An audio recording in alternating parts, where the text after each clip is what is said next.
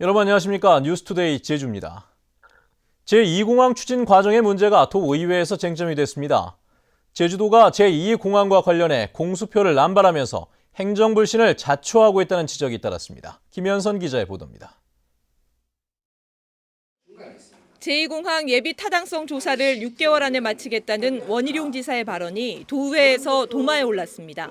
원 지사의 호언 장담과는 달리 정작 조사를 맡은 KDI는 1년 안에는 불가능하다고 못 박았기 때문입니다. 빨라야 10월달 된다면 정부 예산안이 확정이 끝난 후에 예비 타당성 조사가 완료된다는 얘기거든요. 예? 그러면은 그 얘기는 무슨 얘기냐면은 내년도도 안 된다는 얘기예요. 주민 보상책인 대체농지는 법적 근거를 찾기 어려운데도 섣불리 주민에게 약속하고 있다는 우려도 나왔습니다. 나중에 안 되면 어떻게 뼈보고 제정한다든가 이렇게 빨리 서두르시라는 얘기예요. 네? 그렇게 해야 지역 주민들도 믿고 또 어떤 대화를 하더라도 설득력이 있고 하는 거 아닙니까? 토지 보상과 관련한 그 내용은 총론적인 차원에서 원칙을 제시한 부분입니다. 제2공항의 조속한 추진을 강조해온 새누리당도 제주도가 섣불리 보상 문제 등을 언급하고 있다며 비판했습니다. 도에서 정부와는 별도로 용역을 하든지 자체의 계획을 세우든지 해서 이런 것들을 정부에다가 반영하도록 요구를 해야 되는 게 지금 실정이 아니냐 생각이 드는데 제2공항이 제2의 강정 문제로 비화될 수 있다며 이해 당사자들을 정책 결정에 참여시켜 갈등을 해소하라는 주문도 이어졌습니다. MBC 뉴스 김현선입니다. 제주 해군기지 완공을 앞두고 도내 영세업체들이 공사 대금 등을 제때 받지 못한 것으로 알려졌습니다. 제주도 의회 이경용 의원은 어제 제주도의 업무 보고에서 해군기지 건설업체로부터 하도금을 받은 A업체 대표가 기성금의 상당 부분을 받고는 돌연 공사 포기 통보를 하고 잠적했다고 밝혔습니다. 이경용 의원은 A업체에게 재하청을 받은 도내 건설업체와 인부들이 이용한 인근식당 등 21개 업체가 수십만 원에서 1억 원가량의 대금을 받지 못하는 피해를 입었다며 제주도에 실태 조사를 요구했습니다. 제주시 중앙지하상가 개보수 공사를 둘러싼 갈등이 또다시 재현되고 있습니다. 당장 공사를 앞두고 충돌도 우려되고 있습니다. 권혁태 기자입니다. 지난해 제주시와 상인회의 협약으로 수면 아래로 가라앉았던 중앙지하상가 문제. 하지만 공사를 불과 한 달 앞두고 또다시 갈등이 빚어지고 있습니다. 상인회 측은 간단한 전기시설 보수 공사만 하면 되는 상황에서 제주시가 전면 개보수를 추진한다며 반발하고 있습니다. 특히 원희룡 도정과 밀접한 인사들이 참여한 광양 지하상가 개발 사업을 추진하기 위해 중앙 지하상가를 위축시키려 한다는 의혹을 제기했습니다. 만약에 광양 지하상가 개발과 제주 중앙 지하상가 시설 개보수 그리고 절의 개정과 연관이 있다면 우리 지하상가 상인들뿐만 아니라 원도심 상인들은 물론이고 지역민까지도 총동원하여 걸게할 것임을 명명백백히 밝힌다. 이에 대해 광양 지하상가 추진업체는 사실 무근이라며 법적 대응까지 검토하겠다고 밝혔습니다. 제주시도 중앙 지하상가가 지어진 지 30년 이상 지나 개보수가 불가피하다는 입장. 상인들의 피해를 최소화하기 위해 공사 구간을 5개로 나눠 순차적으로 진행한다는 계획입니다. 한꺼번에 전체적으로 다 막아서 그 영업 활동을 못하게 하는 것보다 그 상인회하고 그 협의 절차에 의해서 그 최소한 그 공사 기간만 갖추어서 영업 활동을 할 수 있도록. 그러나 기존 상인들의 영업권을 5년 동안 보장해 주기로 약속했던 조례 개정안은 아직 입법 예고조차 되지 않은 상태. 다음 달 말 시작되는 공사를 앞두고 파열음은 더욱 커질 것으로 전망됩니다. MBC 뉴스 권혁태입니다. 32년 만에 한파와 폭설이 몰아치면서 감귤나무와 열매가 얼어붙는 피해가 속출했었죠. 하지만 농작물 재보험의 보상 기준이 현실과 동떨어지다 보니 보험을 들어도 보상을 받기 힘들다고 합니다. 이소현 기자의 보도입니다.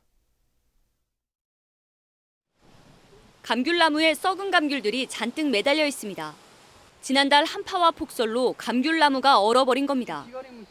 이처럼 엄피해를 입은 감귤밭은 제주 지역의 1,700여 헥타르. 하지만 이들 농가는 농작물 재해보험에 가입하더라도 한 푼도 보상을 받을 수 없습니다. 과실과 나무의 손해보장 기간은 수확기 종료 시점으로 설정됐지만 11월 30일을 초과할 수 없다는 단서 조항이 있기 때문입니다. 태풍이나 강풍이나 우박은 11월 30일에 일반적으로 오지는 않죠. 그렇기 때문에 저희는 그 특정 위험 방식으로 보장하는 상품은 11월 30일까지로 한정하고 있습니다. 또 감귤 농작물 재해보험의 경우 평가 기준이 까다로운 데다 항목도 한정되다 보니 농민들 사이에서는 실효성이 없다는 목소리가 높습니다. 이러다 보니 지난해 제주 지역에서 농작물 재해보험에 가입한 감귤 농가는 57군데뿐이었고 이 가운데 2군데만 보상을 받았습니다. 보통 일반 조생은 11월 중순 이후에 수확을 하거든요. 12월까지. 보통 그렇게 하는데 지금 기상이변 때문에 1월까지 갈 수도 있어요. 그러니까 그 기한이 11월 30으로 한정하는 거는 감귤에 대한 실질적 도움이 안 되죠. 특히 정부가 지원하는 자연재해 복구비도 턱없이 낮아 농민들의 시름은 깊어가고 있습니다. MBC 뉴스 이소연입니다. 개성공단 전격 폐쇄로 도내 일부 학교의 교복 수급에도 차질이 빚어지고 있습니다. 제주도 교육청에 따르면 개성공단의 공장에 있는 형제 엘리트와 교복 납품 계약을 맺은 중고등학교 13곳에서 신입생 700여 명이 입학식 전까지 교복을 받기 어렵게 됐습니다. 해당 업체는 국내에서 새로운 공장을 찾아 교복을 생산하기 시작했지만 제주에는 다음 달 중순 이후에나 도착할 것으로 알려졌습니다. 신용카드 결제 한 번에도 위치와 시간뿐 아니라 금액이나 상품 등의 많은 정보가 생기는데요. 이런 정보를 모아 소비 성향을 분석하는 것이 이른바 빅데이터의 활용입니다. 제주도가 관광 정책을 만드는데 빅데이터를 활용하기로 했습니다. 김찬영 기자의 보도입니다. 제주의 대표적인 관광 명소인 함덕 서우봉 해변. 이름난 카페는 관광객들로 북적이고 손님들은 대부분 신용카드로 결제합니다. 현금 오히려 관광지 같은 데 다니면 캐시 뽑아 다니기도 힘들고 그리고 ATM도 찾으러 다니고 분실할 수도 있으니까 그냥 카드로 더 많이 하는 것 같고. 이런 개인들의 카드 정보가 모이면 관광객들이 어떤 관광지를 찾고 어디에서 얼마를 쓰는지 알 수 있는 빅데이터가 생성됩니다. 제주도는 한국은행과 신한카드와 업무 협약을 맺고 이런 빅데이터를 관광정책을 만드는 데 기초자료로 쓰기로 했습니다.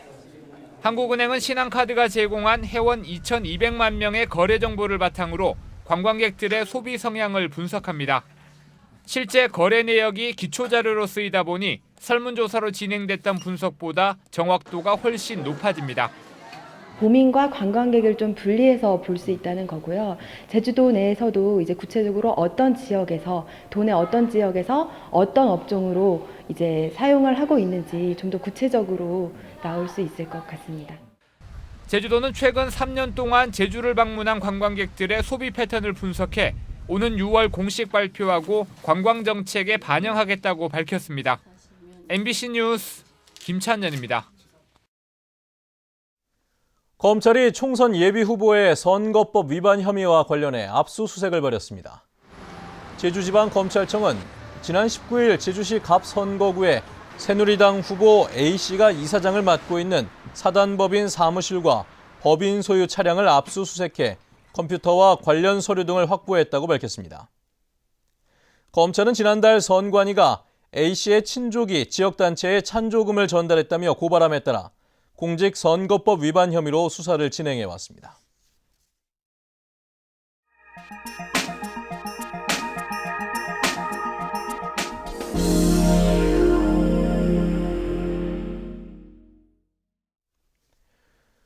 광주에는 5.18 사적지인 국군통합병원 예터가 있죠. 80년 5월 당시 부상당한 시민들이 치료를 받았던 공간인데요. 지금까지 도심 속에 폐허처럼 방치되어 있었는데 활용 방안이 마련된다고 합니다. 광주 MBC 김인정 기자의 보도입니다. 사람 손이 전혀 가지 않은 듯 잡초만 무성한 예터. 깨진 유리창이 창틀마다 아슬아슬하게 매달린 병원 건물은 폐허가 돼버렸습니다.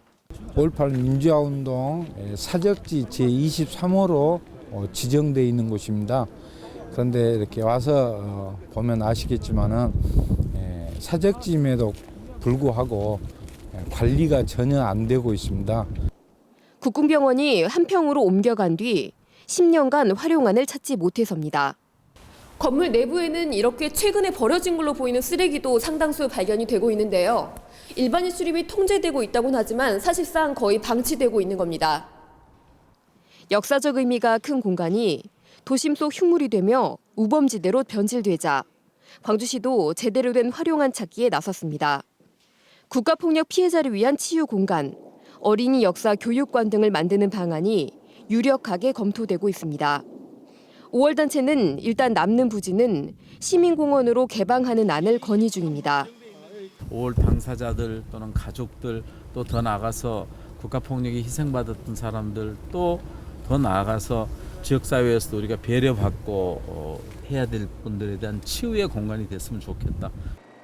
광주시는 다음 달 초 나올 5.18 기념사업 마스터플랜 용역 결과에 따라 인근 기무부대 부지까지 연계해 활용 방안을 확정하기로 했습니다. MBC 뉴스 김민정입니다.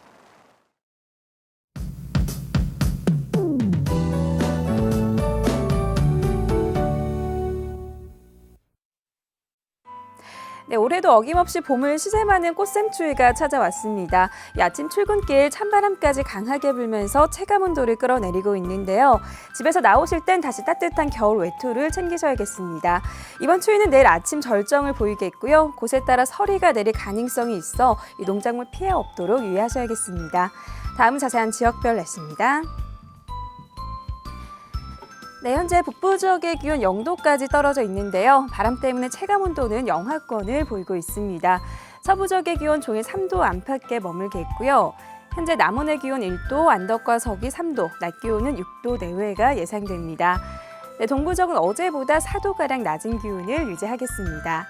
오늘 아침 성판악과 윗세오름은 다시 영하의 기온을 나타내고 있고요. 오후부터는 산발적으로 눈발이 날리는 곳이 있겠습니다. 섬적 대체로 흐린 가운데 다시 겨울 추위가 기승을 부리겠습니다. 물결은 풍랑주의보가 내려진 남쪽 먼바다를 중심으로 높게 일겠고요. 현재 대부분 공항 맑은 하늘 드러내고 있습니다. 네, 다행히 이번 추위 오래 가진 않겠습니다. 내일 낮부터 기온이 오르겠고요. 이후로는 다시 따뜻한 봄 기온을 회복하겠습니다. 날씨였습니다. 제주 지역에 출마하는 새누리당 총선 예비 후보 15명이 오늘 중앙당에서 공천 면접을 치릅니다. 새누리당 공천관리위원회는 선거구당 2명에서 3명만 경선에 참여시킨다는 원칙이어서 심사 과정에서 상당수가 탈락할 것으로 예상됩니다. 더불어민주당은 현역 의원 가운데 하위 20%를 탈락시키는 컷오프 결과를 내일 공개하기로 했습니다. 한편 여야는 제주 지역 선거구를 현행대로 3석으로 유지하기로 합의했습니다. 거액을 횡령했다 잠적했던 농협 직원이 3년 만에 경찰에 검거됐습니다. 서귀포경찰서는 지난 2013년 농자재 판매 대금 1억 원을 횡령한 혐의로 수배됐던 전 남원 농협 직원 45살 오모 씨를 횡령 혐의로 구속했습니다. 오 씨는 지난 20일 전남 완도에서 검거됐는데 경찰 조사에서 횡령한 돈을 유흥비로 탕진했다고 밝혔습니다. 제주지방법원 김현희 판사는 수억 원대 보조금을 가로챈 혐의로 기소된 농업회사법인 대표 46살 양모 씨에게 징역 2년을 선고했습니다. 양 씨는 지난 2011년부터 4년 동안 사회적 기업 육성 사업 등에 참여한 뒤 공사비를 부풀려 업체로부터 되돌려받는 수법 등으로 보조금 3억 4천만 원을 가로챈 혐의로 기소됐습니다. 대법원 일부는 제주 해군기지 공사를 방해한 혐의로 기소된 홍영철 제주참여환경연대 공동대표 등 2명의 재상고심에서 벌금 240만 원을 선고한 원심을 확정했습니다.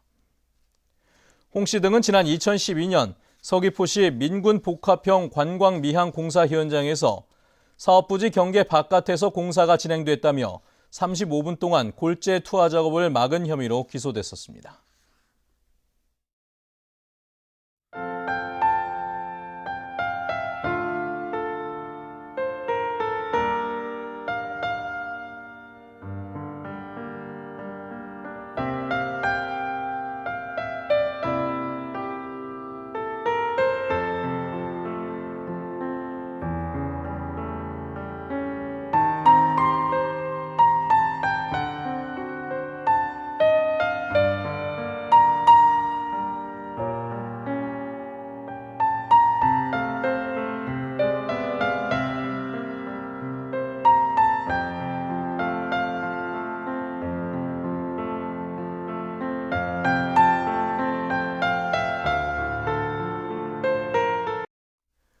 네, 뉴스투데이 제주를 마칩니다. 시청해주신 여러분 고맙습니다.